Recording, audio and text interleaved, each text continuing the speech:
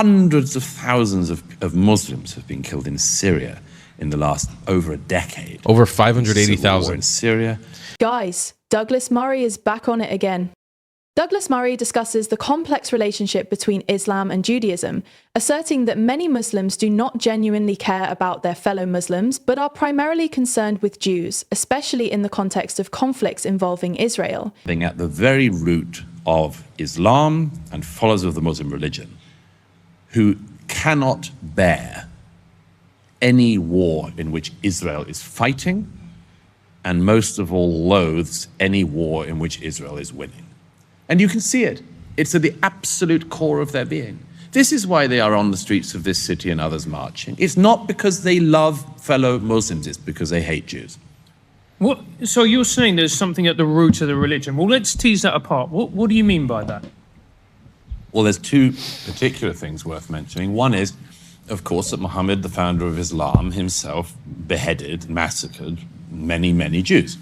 Famously, there's one battle in particular, and the Banu Quraysh. It's a story you can find in the Quran and the Hadith, of course, this is because the Jews would not accept the revelation of Muhammad, such as it was, and so they were seen within Islamic tradition as being one of the first people who turned down the opportunity to join Islam, and as a result, of course, Muhammad decapitated hundreds and hundreds of Jews. So that's not a good start. But there's a bigger thing, I think, within the Muslim world which is worth mentioning, which the late Bernard Lewis pointed out on a number of occasions, which is the great problem within Islam when it comes to not just Judaism but the wider non-Islamic world is that the Muslim religion claims to be the last revelation from God to man, which, as we all know, is a very large claim to make. It says there have been previous revelations, but this is the last and final one. And what's more, God has given you a book, the Quran. And the Quran is the one book you need. The opening, here is the book wherein is no doubt, which is quite a bold claim as well, I'd say. But the claim at the foundation of Islam is, here is the book wherein is no doubt, and it's the only book you need.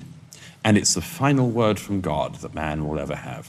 Now, if you are the recipients of this book, the people who end up either converting or being forced to convert to Islam, and eventually the areas that Islam takes over by force, if you are somebody who's brought up in that tradition, you would think that being the recipient of the final revelation from God, you would be in a just tip-top situation.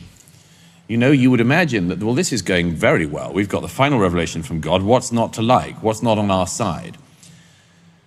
And then several things happen in the millennia since, which is, first of all, many, many Muslims realize that despite having the final revelation from God, things don't seem to be going very well. Until oil is discovered in certain parts of the Middle East, most people live in total destitution. The discoveries and enlightenments of Europe largely passed the Muslim world by. This shouldn't be exaggerated. Certain parts of the Muslim world, of course, give the Western world certain parts of what becomes the Western European tradition. So there were times of interplay. There were times of mutual learning. And now, of course, everyone looks back at them, or many people look back at those times with nostalgia.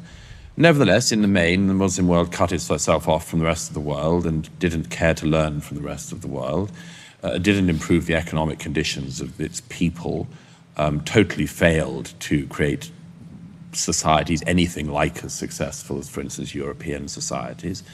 And therein a question arises, which is, if we are the recipients of the final revelation, why is everything so awful where we live? And then you have the additional thing, which is, and how come the Jews return or re-establish of course, many Jews are already living in the area that's now Israel, but already lived there, but many others come from other parts of the world, including from the Middle Eastern countries where they're chucked out by the governments in 48 and so on. The Muslim world sees this tiny, tiny bit of land. This tiny bit of land, which, among other things, is the only bit of the Middle East that doesn't have any oil. And they make of it a much more successful country than any of the countries around. Now, if you create a Palestinian state, you just have another failed Arab state, another failed Muslim state to add to the more than 50 already failed Muslim and Arab states. What is the explanation that the Jews who refused the Prophet's invitation to Islam are still here, have this tiny bit of land, and make all of these discoveries and other things that show themselves to be so successful? It's some kind of stab in the heart. And instead of saying, we're doing this wrong, the thing is, the Jews are doing something right, and that must mean that they've rigged the game. That's why they care, among other things. And it leads to the deep pathology of anti-Semitism, which has been largely eradicated in Europe among Europeans, not entirely, but largely. There are still some bits of the far right you can find across Europe, and occasionally in the UK with a sort of the whiff of this noxious thing still emerges.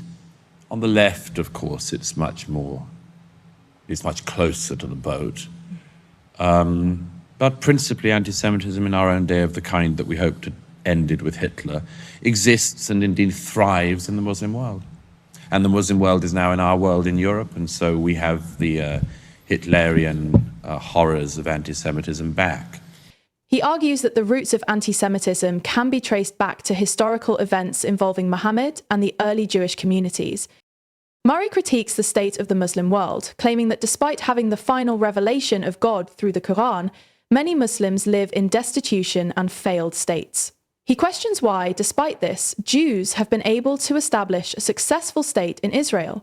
He challenges the moral justification for creating a Palestinian state, stating that no one has provided a valid ethical argument for it, especially while millions suffer in the Middle East. Murray concludes by highlighting the persistence of anti-Semitism in the Muslim world and calls for a conversation about these issues, emphasizing the need for a moral framework in discussions surrounding Palestine and Israel.